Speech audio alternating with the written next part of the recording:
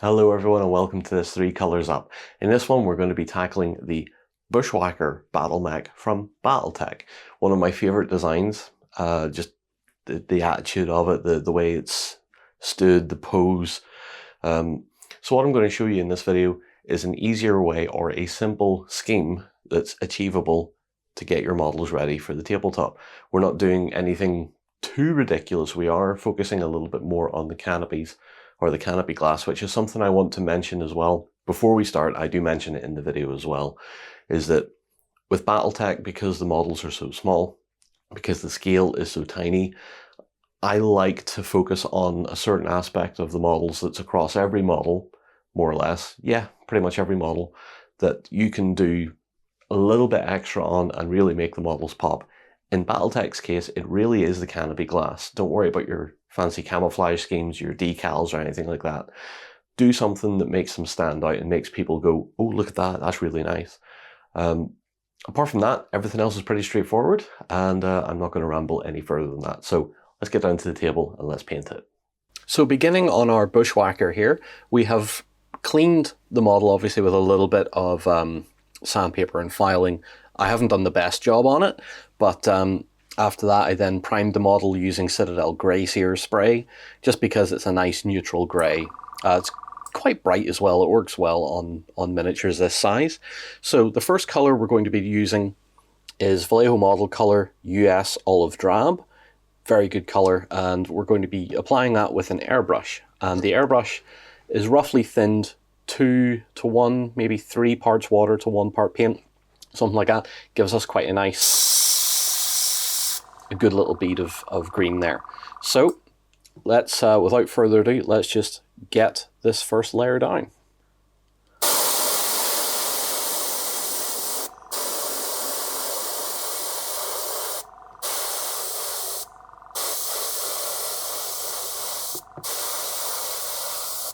With our olive drab down and dry, we've got a nice solid coat of our green. We're going to be moving on to adding some gloss varnish, and for this we're going to be using Citadel Ardcoat. Pretty simple, straightforward. Again, we're going to be applying it through the airbrush. So this has been thinned roughly 2 to 1. Seems to be alright. And we're just going to be giving the mech a light-ish coat of this. You'll understand why in a minute or two, probably in the next step. So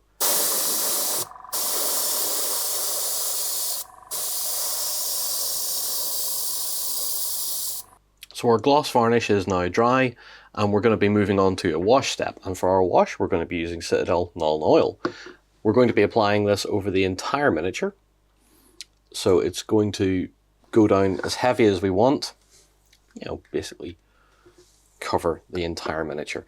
So at this point, it's just going to be a case of applying it and letting it seep in to all the panel lines. And the gloss varnish helps achieve that.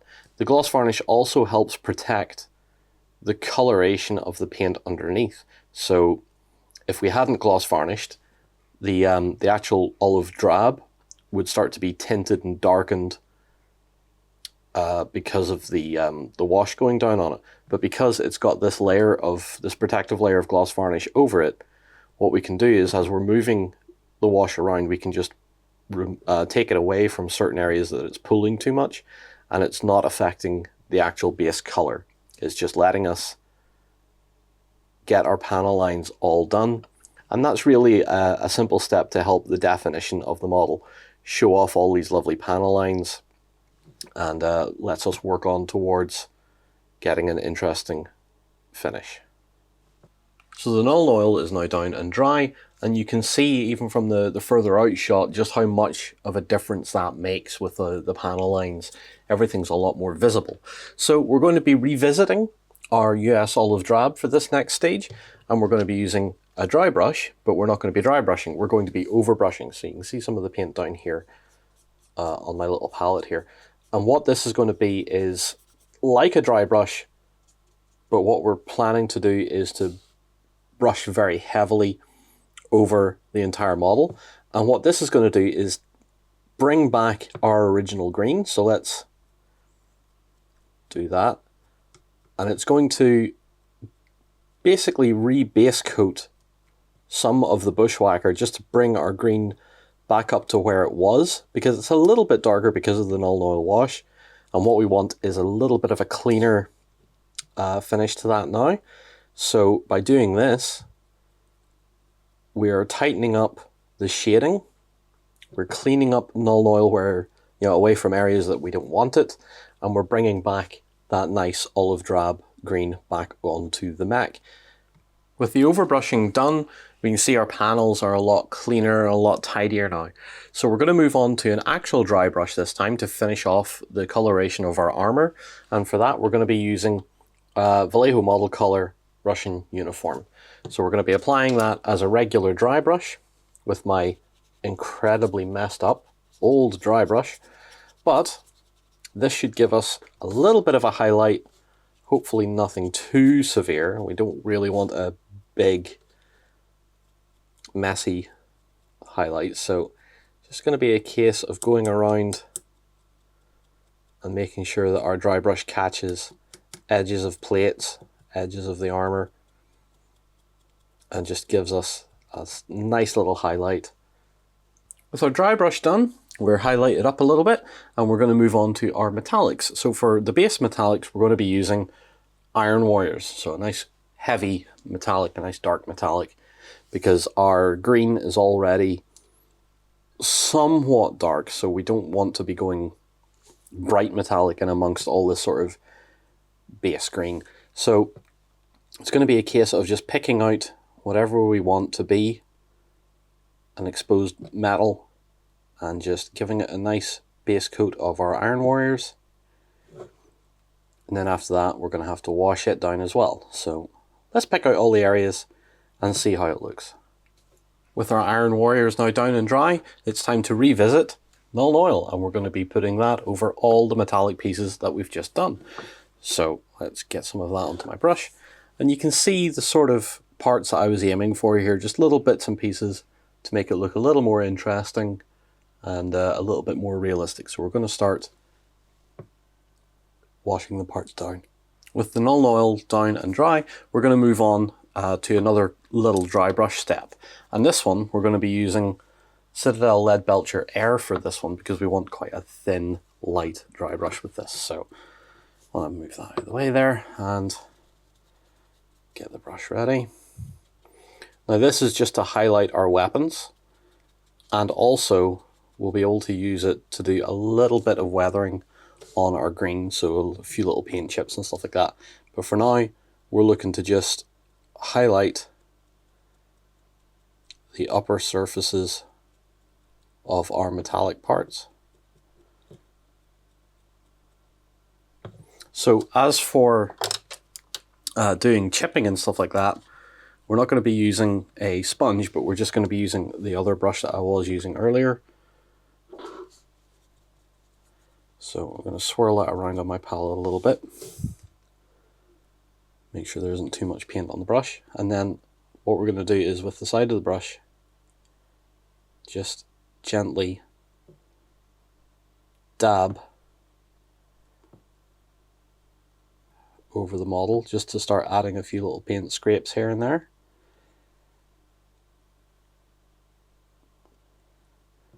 With that done, we're going to move on to our cockpit glass. Now the cockpit glass is what is going to make this mech really pop, because we're going to be doing a red sort of glass effect on here. So we have a little canopy window at the front and one either side just in there. They are awkward shapes, so this is the part where patience really comes into play. So for the base color, we're going to be going with Citadel Khorne Red for this. This is the part I was really looking forward to painting because I enjoyed doing it on my Iridanis. So a little bit of the red onto my palette.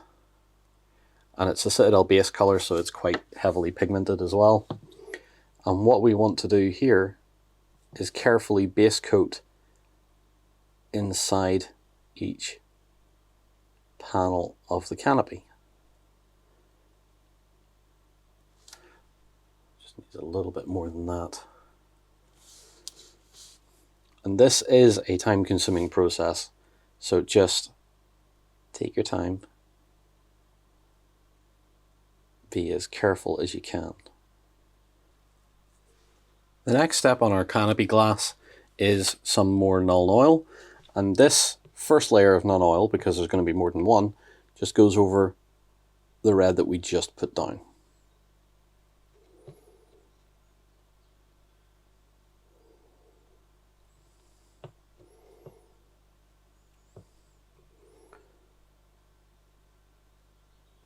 Our next step on our canopies is to return to our base Khorne Red, and this time we're going to begin focusing where this paint goes. So, for example, on our front canopy here, it's going to take a broadish line across the bottom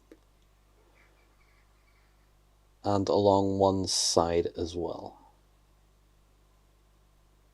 So something like that, a little bit of an L shape with a little bit of the base Khorne Red with the Nuln oil over it remaining visible. And same again on this side, except we're going to run the vertical here.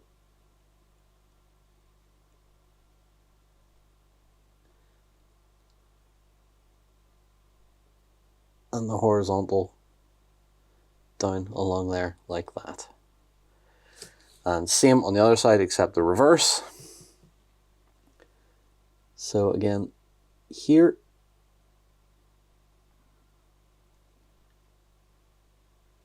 and then along the bottom. Let it run up and across there. Something like that. Now, while that is drying, because it won't take long to dry, we're going to return to Nuln oil. Just make sure I have my brush dry. And we're going to do the same thing but on the opposite corners this time. So up here, across the top, and down here on the vertical, like that.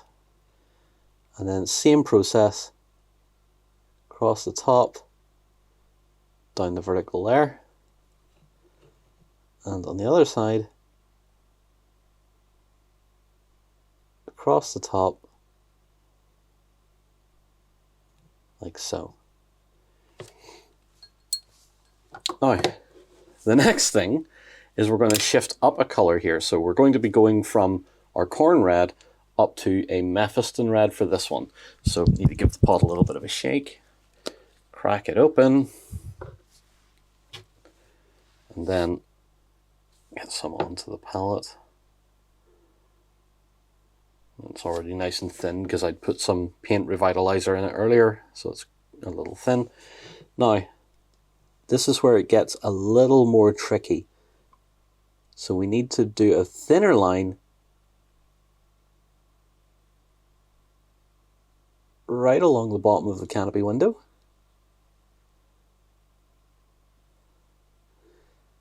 And then up.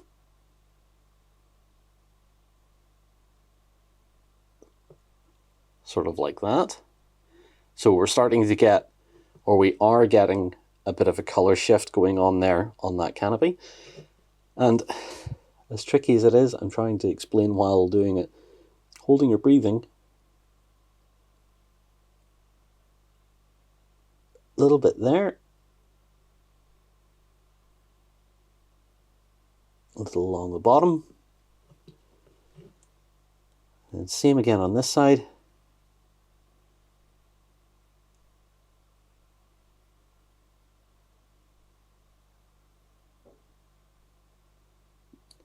Something like that. So you can see we're starting to get a little bit more interest here as it builds up. So while that red's drying, close that pot.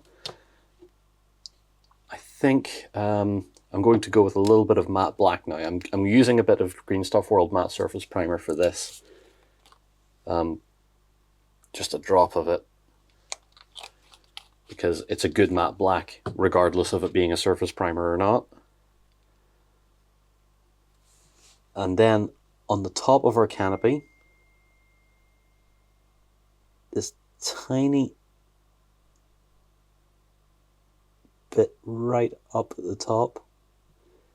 Just do that with the black.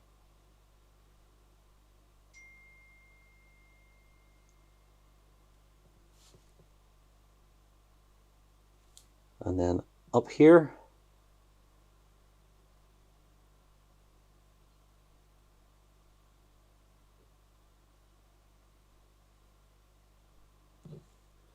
something like that.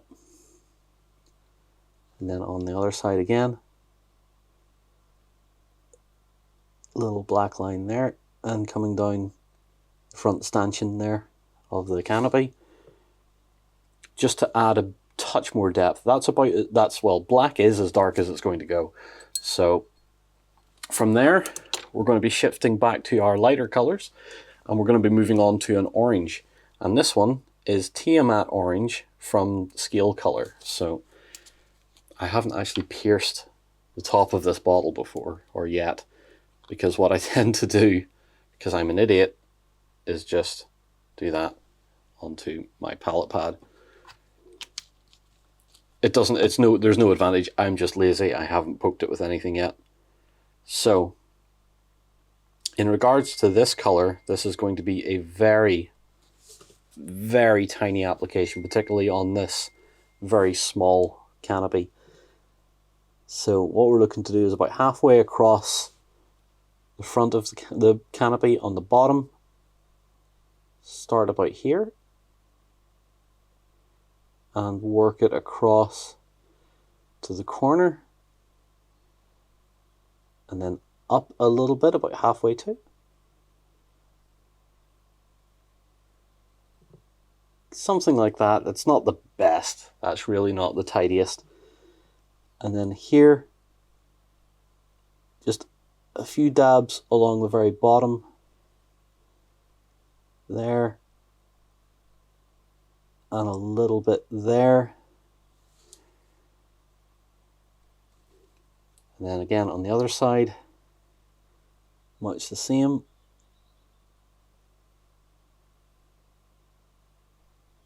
Just this tiny orange line, and one a little bit on the back end, like so. Now that looks pretty interesting, right? I quite like that.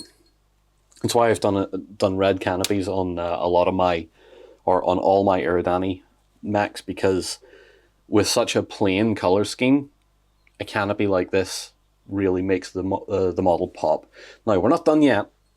We're not done yet. We have one more color, which is going to be a matte white, and for this one I'm using Purity White again from Scalecolour. So again, just a tiny little dab of that. And this is hopefully the bit that makes the canopy really stand out. So what we want to do is, on the very front corner here, we want a dot of white right there. And then in the opposite corner, into the black area, another one. Just like that. And that's what really makes these canopies stand out. So up in the black area here on this side, just a dot up there, and then down here,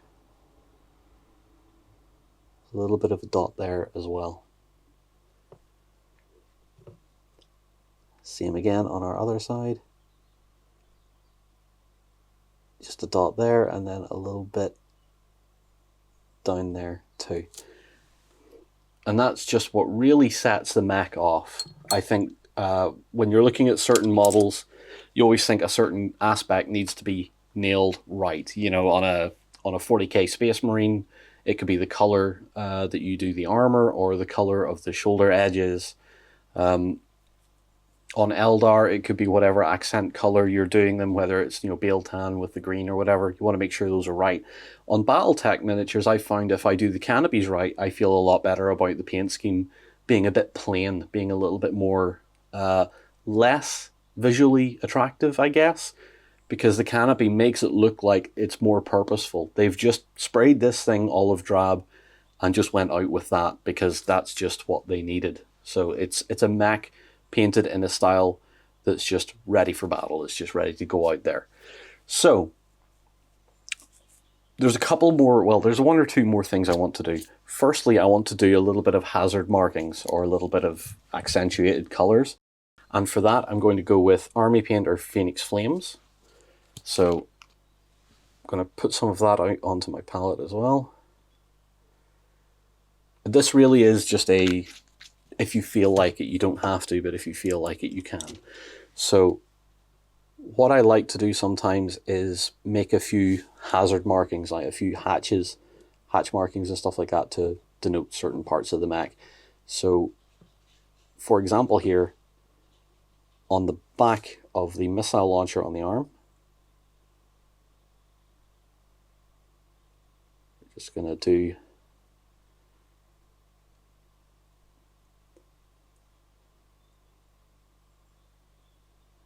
just that whole raised area. I'll take it around the bottom as well, I think. There's too much paint on my brush there. So something like this.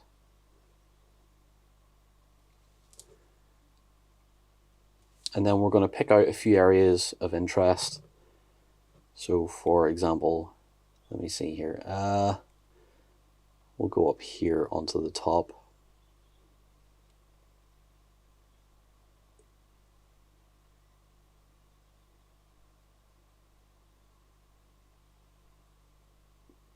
Just a few passes just to make that line nice and solid. And then we're just going to go around the mech, pick out a few more areas like that. And once that part's done, what we'll be doing next, or what will happen after that, is we'll go with some of our matte black again. And for example, on here, we're just going to carefully do in some little diagonal lines. Obviously a little bit tidier than that, there's a bit too much water on the brush. So, yeah, it wiped off. So something like that. Just to do little hazard stripes and stuff like that on the mech. So I'm going to go around the mech, do that, and just add a few more little details like that. And then when we come back, the model will be completely finished and we can discuss what we've done. And here we have our Bushwacker now finished, just topped off with a little bit of matte varnish, which is our AK Interactive matte varnish, which I use in a lot of my recent videos. But here we have our nice simple olive drab scheme with a little bit of hatching, a little bit of hazard marks, just to show it off a little bit more, as well as our red canopy glass. And I think for a simple scheme that's only needing a few basic colors to get things done, and then a little more attention given to the canopy glass, I think we've got a very charming looking scheme. We've got a very charming looking mech as well. Of course, I'm biased because I really like Bushwackers. I think they're the coolest looking things. It's like an Apache on legs. At least that's the sense I get from them. But as always, guys, thank you so much for watching. I hope you've enjoyed this one, and it's let you see a little bit of simple airbrush work, as well as just keeping things a little simple, especially if you're getting into BattleTech and you're seeing all these wonderful color schemes floating around all over the place, and you're thinking, maybe I don't want to do that just yet. Well, this is me tossing my hat into the ring here to show you something a little bit easier that might be appealing to you. But anyway, as always, thank you again. Take care, stay safe, and see you again very soon.